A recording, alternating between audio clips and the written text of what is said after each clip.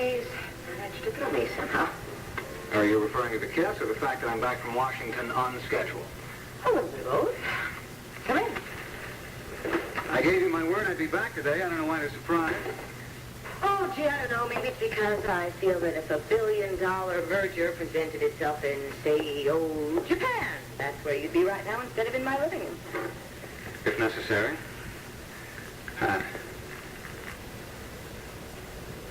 haven't been able to get you out of my mind since I left Vegas. I keep wondering what life would be like without you. I've been doing a lot of thinking about us, too. And have you come to a decision? Can you accept me the way I am?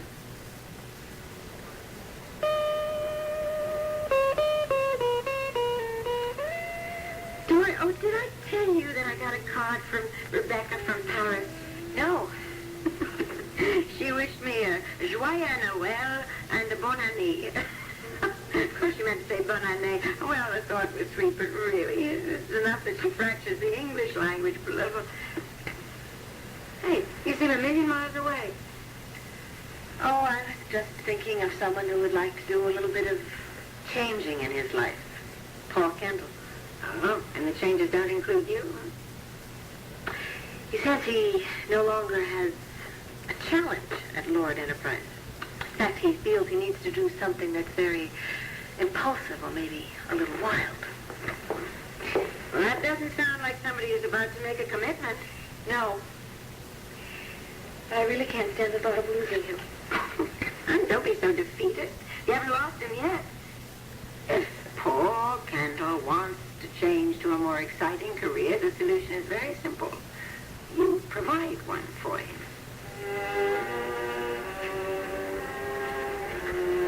It's worse than I imagined. Police have discovered that the murder weapon was pawned by Nikki Smith. Has that gun been established as the murder weapon? Ed Hall has given me overnight to tell Viki that Nikki Smith has returned and that tomorrow morning she'll be arrested for the murder of Marco Day.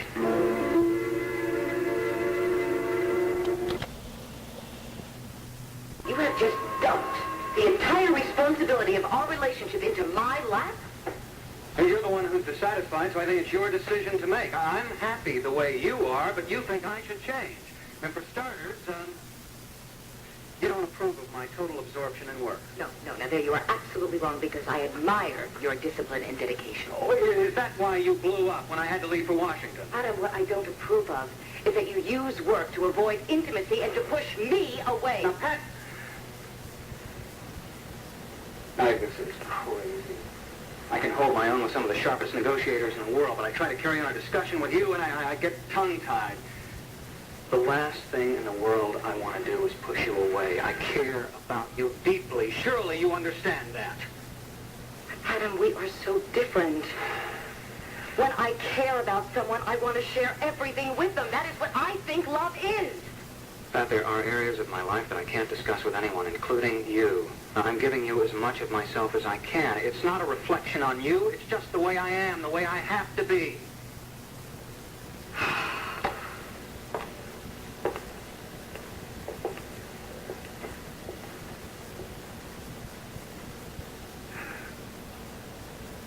Adam, I know what it's like to keep secrets. And I know the damage that they can cause. You see, I couldn't bring myself to tell Brian that Paul wasn't his real father.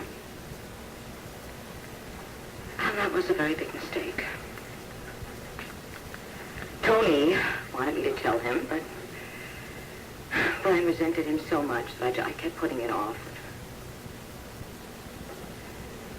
One day I finally did tell him in the worst possible way, right in the middle of an argument. And Brian was so shocked and so upset that he just ran out of the house and into the street.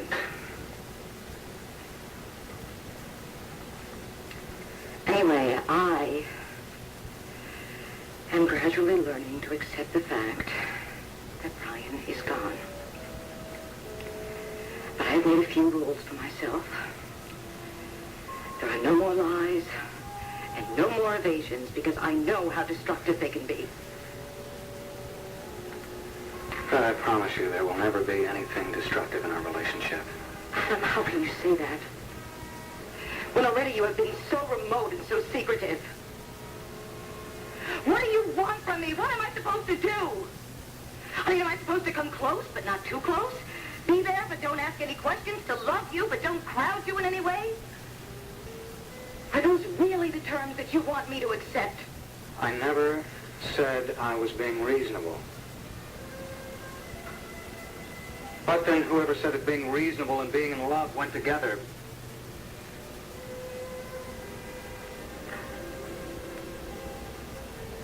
You want me to leave?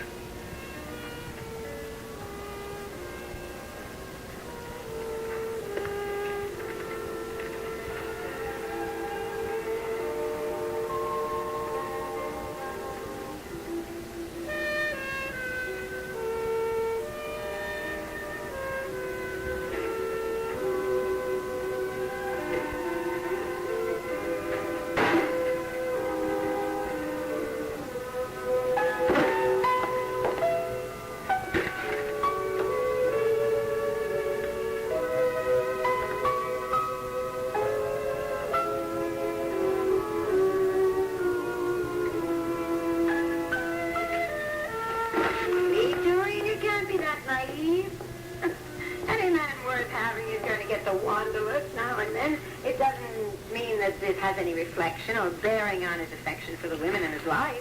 What am I supposed to do if Paul wants to leave Landview? Am I supposed to chain him to his bed, hijack his plane? And I'll tell you what to do. You put on a brave smile, wave goodbye, take to your bed with a romantic novel. For heaven's sake, Dorian, stop being a child about this. Use your brain. Most of all, use your money. Oh, no, I could never buy Paul. Who said anything about buying Paul? Nobody told you to buy Paul. Not so long as he knows about it anyway. You're forgetting the power that you have, the enterprises that you control. You know what? Instead of mooning around about Paul, do something constructive. Manufacture, create some incredibly fascinating new job for him. Something that would satisfy his craving for a change but keep him here in Landview. But I promised myself that I wouldn't be devious. Darling, you're too young and too vital to cloud your thinking with a lot of inflexible principles. Believe me, you have a good hand. Play it. Actually, it would be for his own good. Because I happen to think that I am very right for Paul in many ways. Of course you are. You know, we're really two quite exceptional women. Well, I'm going to think about what you just said. Because you know what I would like to have for the new year? I would like to have a nice, secure, stable life like Viki and Joe Riley.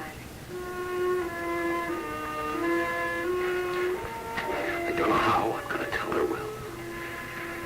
You know, the mere thought of Viki Smith returning has always been Vicky's greatest. The thought of that period of her life, she just trembles. Now, I have to tell her this. In fact, she's going to be arrested for murder. Why did I do something earlier? Joe, you did. You hired a detective. You arranged for Viki and me to talk. The detective didn't come up with any conclusive evidence. You didn't notice any peculiar behavior, did you? Well, of course not. Vicky's always seemed perfectly rational to me. But then, of course, you said that she seemed perfectly normal the first time this split personality thing happened. And then when we talked about Tina, she insisted that she didn't feel pressured by the new responsibility. She loves Tina. Of course she does. But subconsciously, she may resent her a great deal. Look, she loved Victor Lord, too. But the conflict with her father was different. It was deeper. It tore her apart for years. It was Vicky's idea to be Tina's guardian. She seemed to be coping with that responsibility very well. Joe, how do you account for the notes? I can't. I just can't. Oh, by the way, since we talked last, Tina was sent another note at the hospital. Thank God it was intercepted before she got it. What did it say? Nikki will get her when she gets out of the hospital.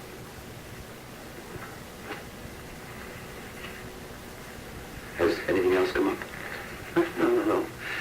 Just the usual unexplained coming and going of Viki. Nothing conclusive, but it sure as hell adds up, doesn't it? Huh?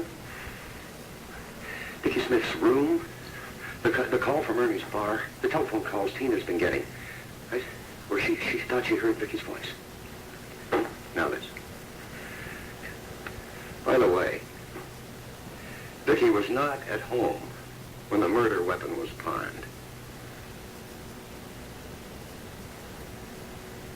Joe, do you think that Nikki Smith was capable of murdering Marco? Oh, please. Well, I can't deal with that now. I can't think that far ahead. Right now, I'm worried that Viki won't survive my tallying her. But, Joe, you love her very much. She knows that. I think it's important, very important. You tell her as soon as possible, in your own home, before Ed Hall has to tell her down at police headquarters. Yeah. I'm haunted by something Nikki Smith said years ago, Bo. She said one day she'd come back and get rid of Viki forever.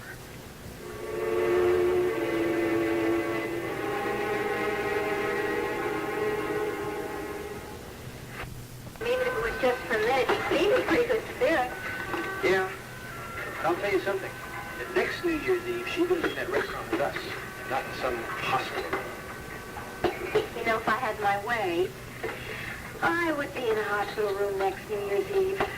I beg your pardon? Unless, of course, we decide to have the baby at home. Does Vinny know about these arrangements? Oh. Well, we don't really talk about it very much. Kind of a touchy subject. Heaven knows we've been married long enough. Well, it's been kind of hard to talk to Vinny about anything lately. He's been so busy with this murder trial and all that. But I think he wants a baby. Maybe even more than I do. You know, that'd be great. A little Vinny or a little Wanda walking around. All we have to do is find a house, put a down payment on, we're all set. Yeah, sounds like a full year. Actually, there's only going to be one project in my new year. Well, it's a big one. I'm going to make sure that Sam recovers, both physically and emotionally. She needs time, honey. Oh, I know. I'm going to give it to her. It's just that I hope that during the year that she realizes that I do love her and that I want to marry her. Oh, Tony, what about your emotional well-being? Now, what is that supposed to mean? It means that you are still in love with Pat. You can fool a lot of people. You can maybe fool yourself, but you cannot fool me. Wanda, it is over between Pat and me.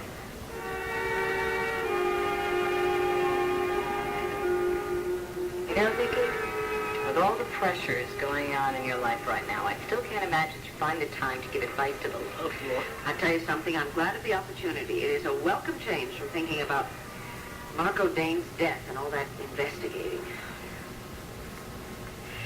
Viki, tell me, why is it I always have the ability to choose the most difficult men? Oh, I gather Las Vegas was not unmitigated bliss. Well, no, I mean, we had our moments. In fact, some of the moments are very lovely. It's just... Well, I just have to put it out of my mind right now, because it's over. It's over? I thought it had just begun. Yeah, well, it really wasn't my choice. You see, Adam said that I had to accept this relationship on his terms or not at all. And his terms just happened to be unreasonable, unacceptable, and outrageous. Only I miss him already. Listen, whoever said that life was supposed to be wonderful and exciting, right? Pat, you have invested a lot of emotion and energy in that man. Why? Why? Well, first of all, because he's very interesting, he's very intelligent, he's attractive, he's dynamic, and he needs me. Now, don't ask me why I feel that way. I mean, I know that because I know on the surface he is very controlled and very self-sufficient and all of that, but there's just a vulnerability that comes through. And you respond to that. Well, yes, of course I do, but there are times when he can be so stubborn and infuriating. Of course, he says the same thing about me, too, but we can be just sitting there arguing and having a big fight one moment, and the next minute, we're laughing and having a great time as though nothing ever happened. Sounds like you have a marvelous thing going. Had a marvelous thing going. Tell me something. When you had your little talk this morning, did you part with the understanding that it was goodbye forever?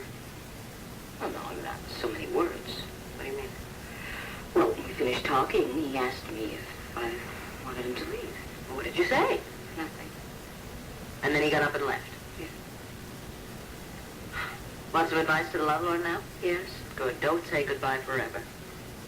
Why? Because you miss him already, you big dummy. You have a lovely relationship. You care for each other. He needs you and you need him. You will work out the difficulties. Pat, you are not a quitter. I cannot believe the two of you would allow this to end so abruptly.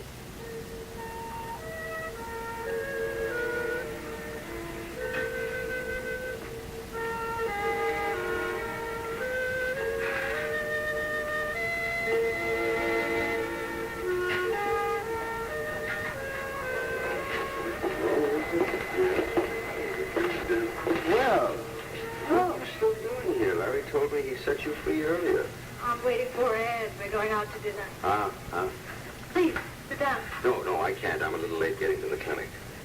Jim, as I was thinking about Mrs. Roman, all the tests indicate that a coronary bypass is necessary. Well, yes, but I'm afraid we're going to have to wait for a while anyway. She's still in a weakened state. Okay, good. With my OR schedule, I wouldn't be able to get to it until the first week in February, by which time she should be ready to stand up. Excellent. That'll be fine. Carla, say hello to Ed. Have a nice dinner. Thank you. We'll talk, Jack. Okay, Yeah, bye. Bye.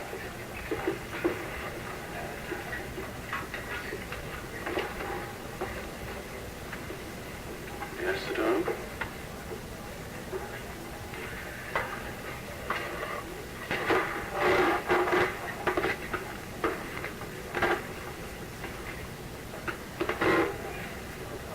Well,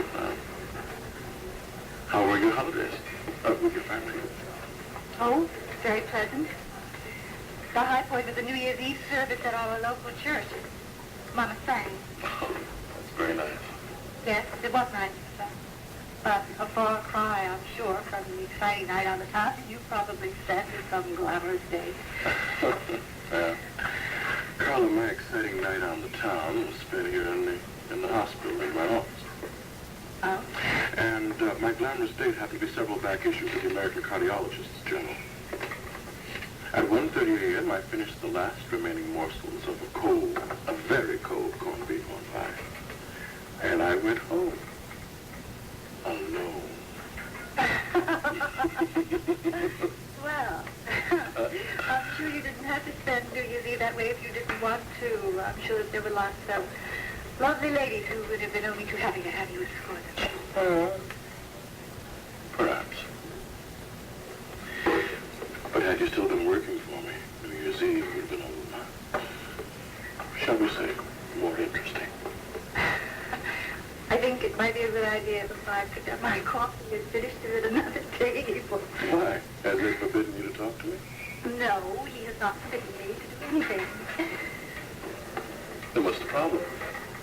Unless, of course, it may be the fact that you don't trust yourself around me. Well,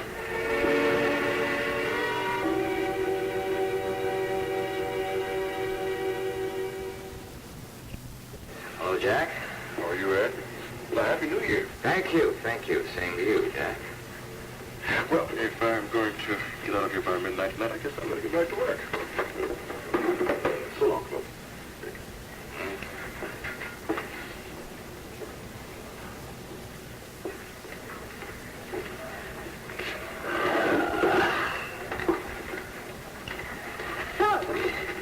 let's go? Tony's place or the Colonial Inn? I don't care, wherever you want to go. No, let's go to your favorite place. I don't have a favorite place. All right. Hey, I guess I'm a little on edge because of the investigation. I'm sure it's very nerve-wracking. You have any suspects? Yeah, but I can't talk about it at this point. Hey, why don't we just forget all this stuff, huh? Find ourselves a nice, quiet little place with atmosphere, candlelight, wine, relax, enjoy each other. Sounds wonderful. Yeah, like the good old days when I used to wine and dine you, huh?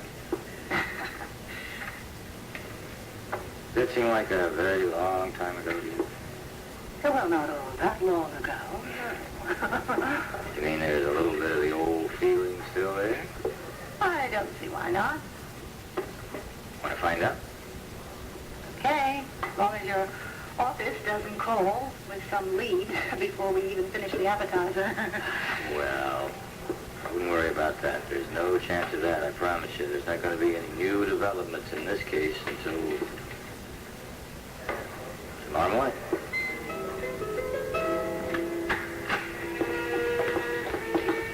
You know, I had called at the office, and they said that Joe had left over an hour ago. Thank you. Oh? So I thought for sure that he'd be home by now. Well, Dorian, actually, I have no idea where he is. I've just been visiting with Pat, and I don't know what time he's expected back. Is it something urgent? No, not really. I just have something I would like to discuss with him. It's an idea, a business matter concerning Paul Kendall. I'm enthusiastic about it, and I would just like to get his reaction. If it's good for Paul, I'm sure that Joe will approve. He has very high regard for his abilities. Oh, your timing is perfect, Dorian. Sweetheart. Hi, Bill. Hello, Dorian? Dorian would like to talk to you about something, so I'm going to leave you alone and go and fix dinner. Why don't you make yourself a drink? I'll call you when it's ready. Dorian, will you stay? Oh, no, I really couldn't stay for dinner. Well, you're quite welcome to. That's very sweet of you, but no, thank you. But I will take you up on the drink. Okay, excuse me. What do you have, Dorian? I think I'll have scotch and water, please. Joe, actually, I hope you don't mind my imposing on you at home, but you see, I did call at the office and they said you had left me.